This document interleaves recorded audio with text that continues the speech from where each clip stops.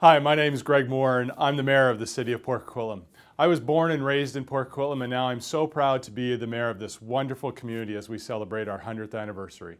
Port Coquitlam is special and unique. I think I like the term a boutique city. And I can remember growing up and there used to be a sign on the other side of the highway for Metro Motors and that said the population of Port Coquitlam was around 15,000. You know, I have memories of the city being much smaller than it is today. We've grown a lot in the last 40 years. When we came out here, we were living on Coast Meridian Road and it was all bushes, no lights, well waters that sometimes run dry. There was one street light.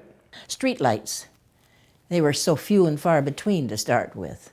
And it wasn't always turned on. I think they forgot to turn it on. It had to be done manually. We were living in the bushes and there was a lot of wild animals, cougars, bears, skunks and raccoons. My house has been through World War I, it's been through World War II, it's been through floods, it's been through earthquakes, it's been through trying times, but that's the thing we describe Port Coquitlam the most, is we have tenacity here. I think its small town charm is really unique in the Lower Mainland. You've got City Hall, which is old and beautiful and used in a lot of movies. And then you've got Lee Square, which has been completely redone and it's neat and a little bit more modern. And then you can just walk a little bit further and you've got parks and trails. We have a really unique situation in that we have a main downtown ride. It is a couple blocks long, it's the center of town, and you can go through there and we have little parks and plantings along Shaughnessy. For me, that's what creates the small town charm about Port Coquitlam. I mean, we're quite unique in that we're surrounded on three sides by rivers. So we are basically surrounded by water. So all of the early settlers, of course, arrived on the water. And our city was defined in the early days by the potential of being a port off of the Fraser River.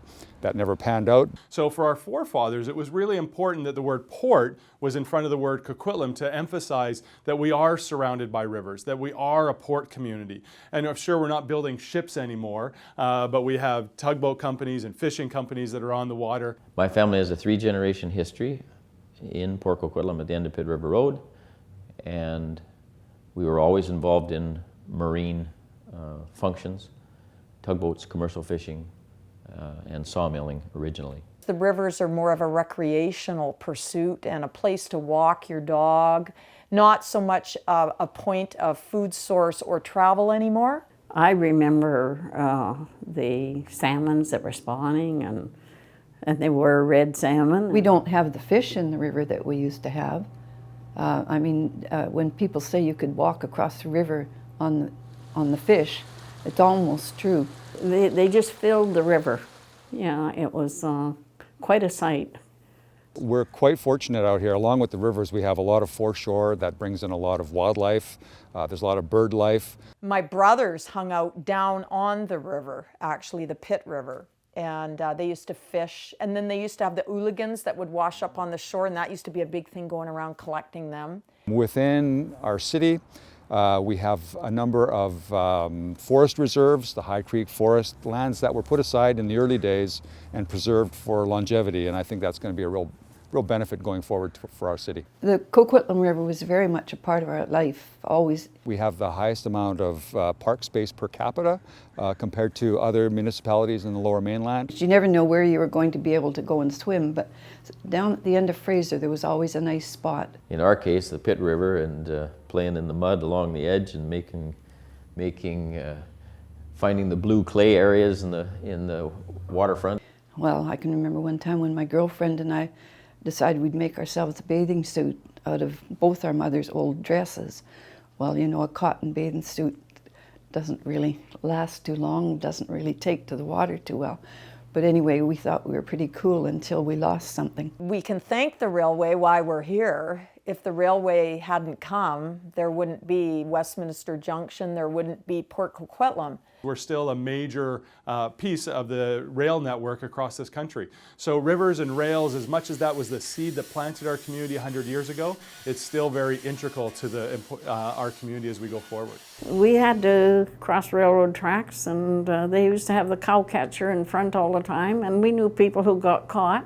Well, I used to cut through all the time, and it was cool. You know, you just cut across the rail tracks. You need to get to the other side. The engineers would all wave at you. But we used to put our ear down on the tracks to listen to see if a train was coming before we went across.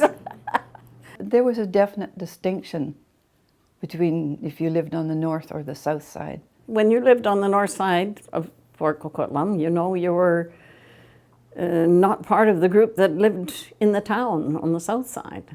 It's not something that ever bothered me too much, you know. I mean, we're friends of friends, so it never mattered where they lived.